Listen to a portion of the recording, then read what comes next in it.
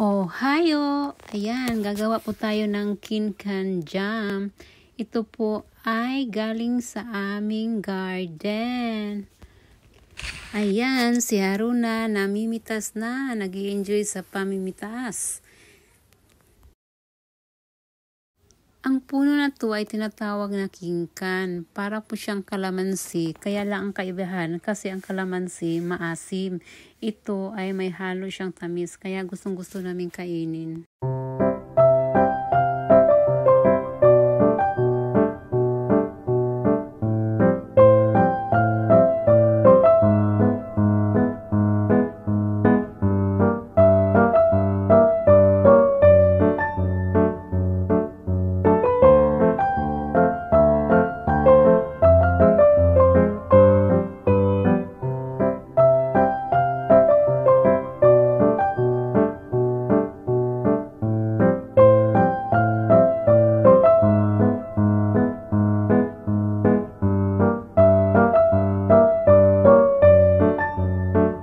Ayan, ang daming bunga na napitas namin.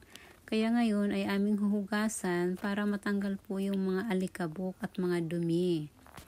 Hindi ko pala napapakita dito. Ito ay aking pinapakuluan.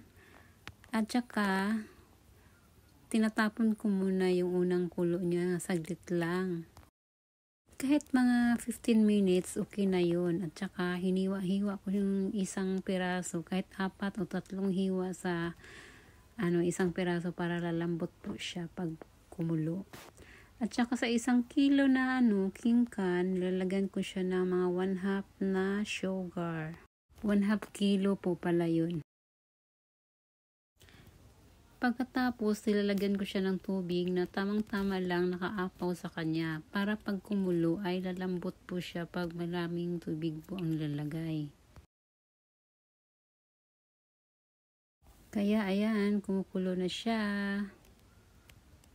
Hayaan nyo lang siyang kumukulo hanggang palambutin niya yung kinkan. Hanggang kumunti na lang yung sabaw niya. At saka tikman natin kung malambot na ay okay na yun. At saka sauce niya ay kunti na lang. Yun na, tama na yun. At saka mag-sterilize tayo ng kahit mga gamit na bote ay ating sterilize at ito ay ating lalagyan. Magtatagal po siya kahit ilang buwan basta nasa loob lang ng ref. Ayan na, tapos na siya. Ang sarap-sarap. Thank you for watching.